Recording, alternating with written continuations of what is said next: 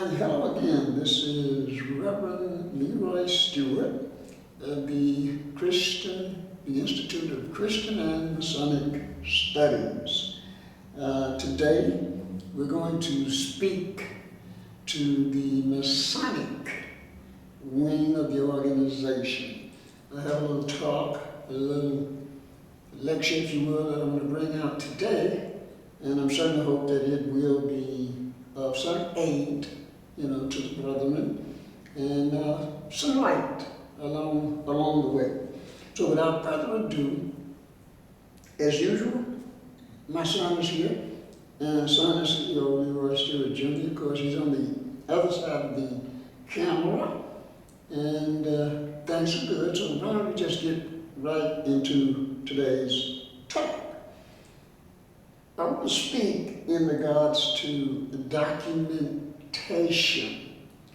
And before I dive too deep into that, I really want to say this. Over our course of time here at the Institute and being blessed to get a little message out to the brothers on occasion, of which I'm very, very thankful, sometimes the responses, well, they ran the gauntlet. They ran from being, polite to harsh, and to some very, very unbalanced, some critical, some insightful, and then some just plain ignorant. I'm just going to say it like it is. Of course, you do remember, I've got my famous nickname from a lecture talk, snake oil salesman. I told you I want to keep that. It kind of tickles me. So today, I'm going to make sure before I get started that I just bring out something that by far, the criticisms and the dialogue that we've been receiving, or the feedback here at the Institute of Christian and Masonic Studies, far outweighs the negative responses. In particular, a brother had contacted the Institute by way of my son and CEO, Leroy Stewart Jr. Now, I don't know if it was through the SET Research Lodge or not, but the brother, very, very articulate brother, and his criticism was just wonderful. They were solid, they had backbone, they had merit, and it centered basically on documentation. I just loved the way he didn't attack personally. He was detached, very intelligent, and the solution or suggested solution that he put forward was just wonderful. And in that, he seemed to have, maybe looked at several of my Masonic talks or lectures, and evidently he's gotten the gist of what it is I'm trying to get across to the general crowd. And he suggested that perhaps and that would be of course the Institute of Christian and Masonic Studies, perhaps we either don't have the correct documentation, or perhaps we're misinterpreting the documentation. And in effect, he wanted to make sure that I would be cognizant, of the fact that there are documents out there that legitimize as A, they tend to legitimize B, C, etc., what have you. So now, before I get into the little bit I'm going to say today, now the brother knows who he is, and I've learned that when we're dealing with mass media, you can't just say everything at once, so just simply for the sake of security, I'm not going to give the brother's name. But my son and CEO of SET Lodge, Research Lodge number 7, has made it known to me that we will have further dialogue with this particular brother. And I tell you, I'm just excited and really, really looking forward to it. I love to speak with brothers that are informed, brothers that are willing to hear both sides of any topic, and then to understand that, it's an idea thing. Where the conflict is at. And so with that, and I'm just so excited about it, I want to make sure that I gave him his kudos, and you know who you are, and I am looking forward to further intercourse with you via my son in his research lodge set, research lodge number 7. I'm hoping that'll come to pass in the very, very near future. I'm excited. With that, I want to pursue the same course that I always pursue. And to do that, I want to refresh your memory for just a minute. I think a lot of the fellows came in contact with the Institute and with me, Reverend Leroy Stewart, in the Masonic vein, when I think the big one was I posed the question, who owns Freemasonry? Now, I gotta be honest with you fellas, because I think the ritual said that we deal, plain dealing distinguishes us. I want you to know that no organization, no research facility, nobody has answered that question. Yeah? So that question is still there. It's still on the table. Who owns Freemasonry?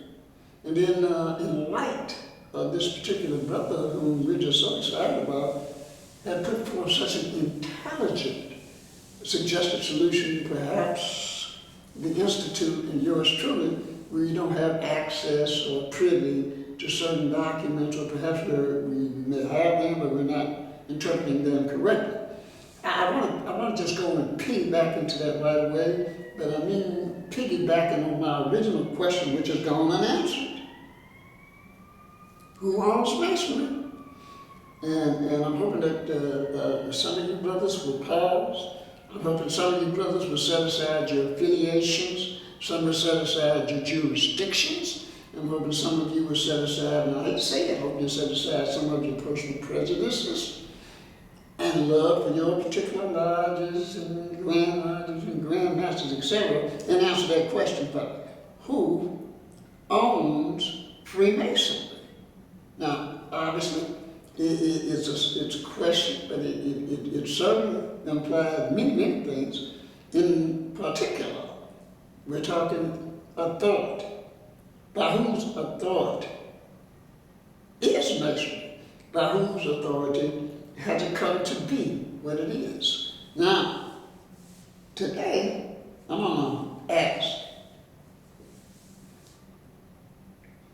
what document from any era, any time frame, any organization, affiliation, what have you, will someone produce for me and the Institute a document signed by God himself? I'm asking, does anyone have a document out there with God's signature on it, whereby they may pull authority from said document to be able to plow forward into the vast sphere of regular masonry, clandestine masonry, and real masonry, and unreal masonry, and that kind of can on. What I'm asking is not a joke, it's dead serious. Piggybacking on who owns masonry. What group of men, what body of men, sitting somewhere or have sit somewhere over the long cotton patch of time, who holds a document? Who had a microfilm copy of a document? Who has a computer stored, hard drive stored copy of a document from any era, any continent, any jurisdiction, any grand lines that had God's name on it, whereby a brother, a group of brothers, an association of brothers, a grand lodge, a lodge, can honestly stand up and say, here, I have a document with God's name on it that says, unless you meet this qualification, you cannot be a Mason. And by virtue of the fact that I, we, us, etc., we are holding this genuine document that has God, the supreme architect of the universes, name or seal on it. I'd like to see that document. I know this is going to sound sort of sarcastic. How should I say, not serious, but let me tell you, it's dead serious. I'm 62 years old. I've been a 33rd degree Mason for 33 years. How about that for numbers, huh? Y'all play that in the lottery. I've been a 33rd degree Mason for 33 years. Gentlemen, fellas, brothers, never have I seen the craft so splintered, so separated, so segmentized as I see it today. Masonry rests, the philosophy of Masonry rests on three pillars: the fatherhood of the one God, the brotherhood of all men, and the immortality of the human soul. Gentlemen, like it or not, believe it or not, wish it or not, that is what it's built on. Now, as I've said before, unfortunately, due to the tragedy of 1717, which was not only a tragedy, it was illegal, it wasn't well thought out, and it was downright wrong. The inception or birth, or whatever you want to call it, of Grand Lodges in 1717, I need to see. We're talking documents now, and don't nobody get mad at me. And the fellow that called me the snake oil salesman, don't you get mad at me either. But I do need to see a copy of the document authorizing those brothers. I believe it was in England, around those 2 or 3 taverns, whether it's Goose and Grill or some of this nature here, and so forth. Well, you guys know the name of those taverns. I mean, y'all got papers issuing from them, right? But what I'm asking, may I see the document that empowered these 3 lodges at the Goose and Gridiron and Apple Tree or wherever they was at? I need to know by what right. I need to know by what authority. I need to know by what document. I need to know by who told them you could do this. I need to know that. Okay. I push that sort of thing. Okay, there was no document. Now let me show you what the danger is. Let me show you what the funk is funky. If you had did that, if those brothers had did that, went on about their business and left everything alone, just went on and made their grand lodge, separated the royal lodge and just mutilated it any way they want, no problem. But you see, the problem came in when they took upon themselves to say that from this point forward, no man would be considered a Mason unless he was made in a lodge that held a charter from those guys that come together in them taverns. Goose and Gridiron, I think it is, Apple Tree, whatever the name was. Y'all know it better than I do because y'all pay no attention to that mess. I'm saying they had no right. And then, as I told you, the wonderful brother, whom I just can't wait to dialogue more with him, do set research lodge number 7. I need to see 2 documents.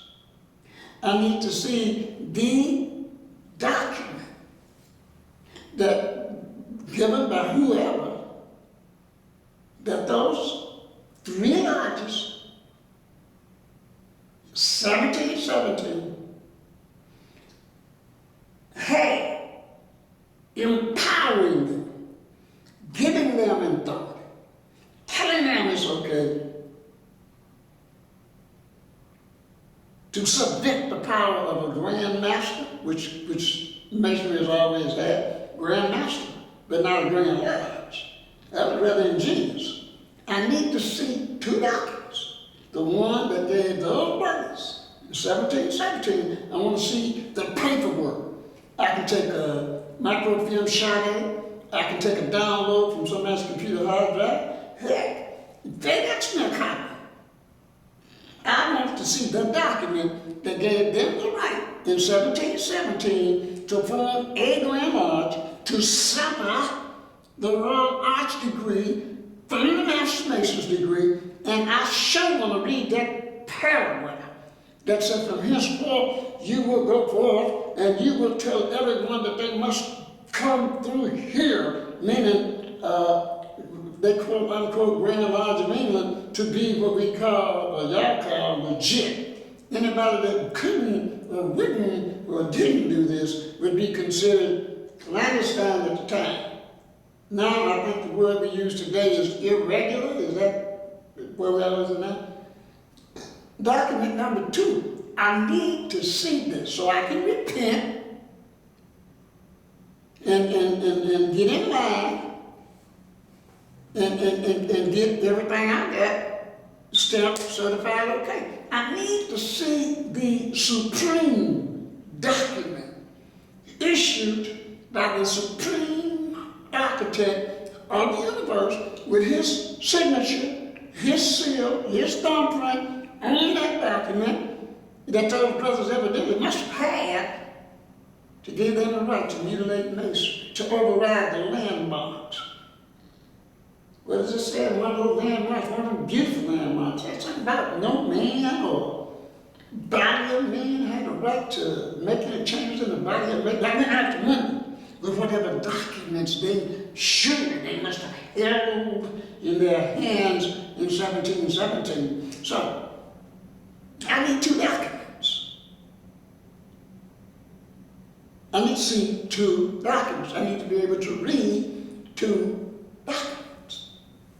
I need to read the document that empowered the boys from them taverns, those 3 lodges, 1717, to put a patent, a copyright on Freemasonry, and then mutilate it by splitting the Royal Arch Masonry, the capstone, the cap on the 3rd degree. I need to see that document, okay? I need to see that. Then, on top of that, I need to see the supreme document, somebody out there that claims they got the right to tell another man who's taken the same obligation that they are or are not a Mason. Surely you got the supreme document. Now, have a little fun with you. But if you think I'm kidding, then you don't know nothing about Masonry at all. I need to see this. Fellas, whatever you call your grand lodges, if you would be honest with yourself, say, Rebel Stewart, my friends call me Papa Stewart. You're right, I ain't got many of them, but they call me Papa Stewart. You're right, but I'm gonna tell you something.